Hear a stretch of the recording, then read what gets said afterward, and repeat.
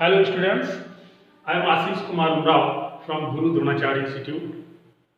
आज हम नीट में हाई रैंक कैसे स्कोर करें उस बारे में बात करना चाहेंगे। तो उसके लिए कुछ पॉइंट्स हैं जिनको आप ध्यान रखकर अपनी प्रिपरेशन करेंगे तो आपको काफ़ी लाभ मिलेगा और काफ़ी यूज़फुल रहेंगे आपके लिए। तो उसमें से कुछ पॉइंट्स मैं आपके सामने डिस्कस करना चाहता हूँ इस वीडियो में। और आपको वीडियो अगर पसंद आए तो इसको शेयर, लाइक और कमेंट जरूर करें और अपने क्वेश्चंस, अपनी क्वेरीज आप कमेंट के माध्यम से कर सकते हैं। तो मेरे इस चैनल को सब्सक्राइब कर लें जिससे आगे आने वाले वीडियोस, जितने भी नॉलेजेबल वीडियोस होंगे नीट और जेईई के बारे में, तो उसके बारे में आपको नोटिफिकेशन मिलती रहे। तो सबसे पहले हम बात करेंगे नीट 2022 में how to score high rank in NEET exam. तो जैसा कि आपको पता है कि ऑलरेडी नीट का नोटिफिकेशन लेट हो रहा है, तो इट मीन्स ये जून या जुलाई से पहले एग्जाम नहीं होने वाला है। तो हमारे पास ये जो इन बिटवीन टाइम है, इसमें हम किस तरह से प्रिपरेशन नीट की कर सकते हैं, इस बारे में आपको डिस्कस करूंगा। तो सबसे पहला पॉइंट आता है रिवाइज मोर मिनिमाइज रिसोर्सेज। मीन्स जैसे होता क्या है कि बहुत सारे स्टूडेंट्स ऐसे होते हैं कि बहुत सारी बुक से प्रिपरेशन करते हैं किसी भी एंट्रेंस एग्जाम की। That is not correct, because we all know कि एनसीईआरटी बेस्ड क्वेश्चन पेपर आता है और बहुत ही इजी पेपर आता है। इसलिए लास्ट कुछ सालों में काफ़ी जो आपका कट ऑफ है काफ़ी हाई जा रहा है। तो पेपर इजी होने की वजह से दूसरा जो एग्जाम पेपर है वो एनसीईआरटी बेस्ड पेपर आता है। इट मीन्स एनसीईआरटी से अलग एक भी क्वेश्चन नहीं आता। 90% क्वेश्चन पेपर एनसीईआरटी से आता है। तो हमें क्या करना है, एनसीईआरटी को रिवाइज करना है बार बार। एक बार आप रीड कर लेंगे NCERT, then revise it. It means कम से कम 10 to 15 या 20 टाइम्स अगर आप एनसीईआरटी रिवाइज करेंगे तो आपकी जो मिस्टेक्स हैं और आपकी जो मेमोराइज करने की मेमोरी वो आपको काफ़ी हेल्पफुल होगी। इट मीन्स रिवाइज और मिनिमाइज रिसोर्सेज। मीन्स रिवाइज करना है बार बार आपको एनसीईआरटी, और रिसोर्सेज मीन्स बुक्स आपको मिनिमाइज करनी है, बहुत सारी बुक्स रेफर नहीं करनी है। उसके लिए आपको रिवाइज करनी है एनसीईआरटी प्लस क्वेश्चंस की प्रैक्टिस करनी है। लिमिटेड बुक से ही आपको स्टडी करनी चाहिए। दूसरा पॉइंट आता है कि बहुत सारे स्टूडेंट्स टेस्ट देकर आते हैं, ऑल इंडिया टेस्ट सीरीज या टेस्ट सीरीज जो भी इंस्टीट्यूट की चल रही है, टेस्ट देते हैं, उसके बाद वो टेस्ट पेपर एक साइड में रख देते हैं। ऐसा हमें नहीं करना है। उसको क्या करना है कि आप जब टेस्ट पेपर दे के आते हैं, सपोज 3 घंटे का टेस्ट पेपर दे के आते हैं, तो एटलीस्ट 3 घंटे घर पे आपको उस पेपर को खुद एनालाइज करना है। एनालाइज कैसे करेंगे? Analyse yourself after test. It means जो उसमें आपने सिली मिस्टेक्स करी हैं वो नेक्स्ट पेपर पे आपकी सिली मिस्टेक्स नहीं होनी चाहिए। इससे आपकी इंप्रूवमेंट होगी।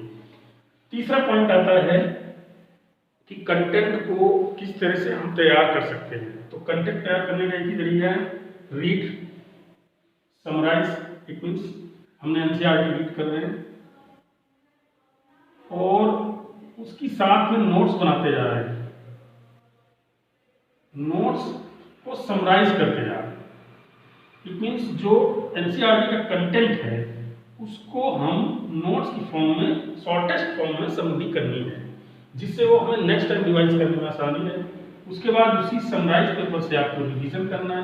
रिवीजन करने के बाद आपको मेमोराइज करना है। मेमोराइज आप कोई भी काम कर रहे हैं, सपोज आप कुछ भी कर रहे हैं, पढ़ने के अलावा कोई भी काम कर रहे हैं, तो उस समय आप खाली जब हैं तो आप मेमोराइज करें कि मैंने क्या क्या रिवाइज किया है। उसमें जो पॉइंट्स आपके छूट रहे हैं वो आप तुरंत चेक करेंगे, जिससे आपकी जो मेमोराइज करना है उसमें कोई भी पार्ट एनसीईआरटी का छूटे ना।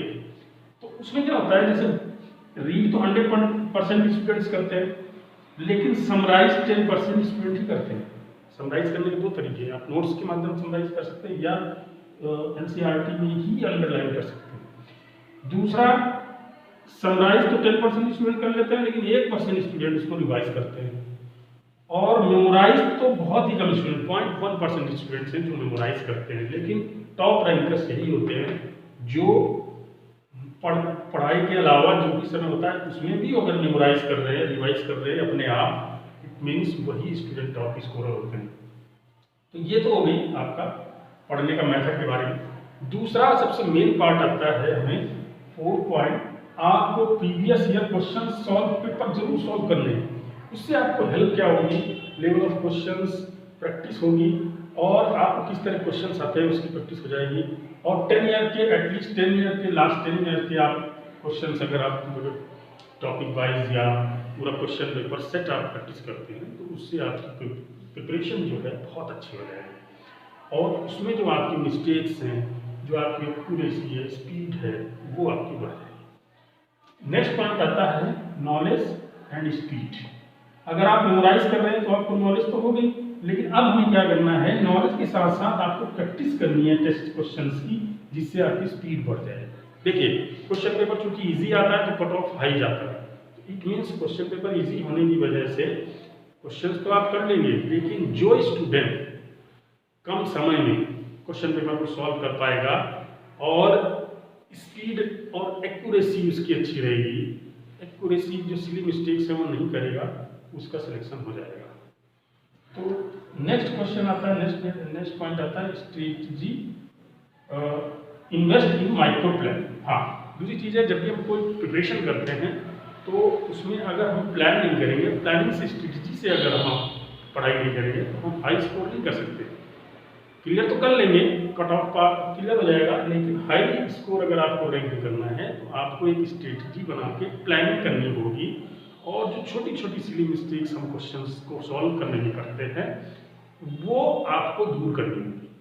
वो जितना माइक्रो लेवल पे आप उसकी प्रिपरेशन और मिस्टेक्स को फाइंड करेंगे तो उससे आपका मेंटल स्ट्रेटजी और एग्जाम स्ट्रेटजी दोनों ये बना के आपको चलनी होगी, प्लान करके चलनी होगी। तो स्ट्रेटजी आपकी होगी, जो नॉलेज की स्ट्रेटजी है वो तो आपको मेंटल स्ट्रेटजी होगी, लेकिन एग्जाम टाइम पे भी स्ट्रेटजी करनी होती है। जैसे 3 घंटे का पेपर है तो आप ये मान के चलिए आपको 2.5 घंटे में पेपर सॉल्व करना है, इस तरह से हमें प्रैक्टिस करनी है।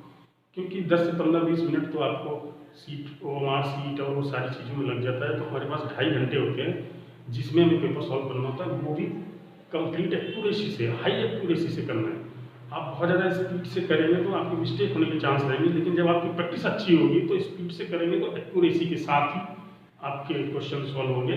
ज़्यादातर स्टूडेंट्स को क्वेश्चन तो आते हैं लेकिन स्पीड के चक्कर में एक्यूरेसी नहीं रहती या फिर स्पीड नहीं रहती। दोनों चीज़ों को ध्यान में रखते हुए हमें क्या करना है, क्वेश्चंस को सॉल्व करना है। और अगर ये प्लानिंग हम यूज करेंगे अभी से, तो सपोज अभी आपका जैन स्टार्ट होने वाला है और आपके पास जून तक का समय है, तो अभी से इस स्ट्रेटजी को ध्यान रख के आप फिजिक्स, केमिस्ट्री, बॉटनी, जियोलॉजी की प्रैक्टिस करेंगे तो मैं समझता हूँ आपको बहुत इस वीडियो में हेल्प मिलेगी। और ये वीडियो अगर आपको पसंद आता है तो लाइक कमेंट जरूर करें और सब्सक्राइब जरूर कर लें चैनल को, शेयर जरूर करें अपने मित्रों के साथ। Thank you so much.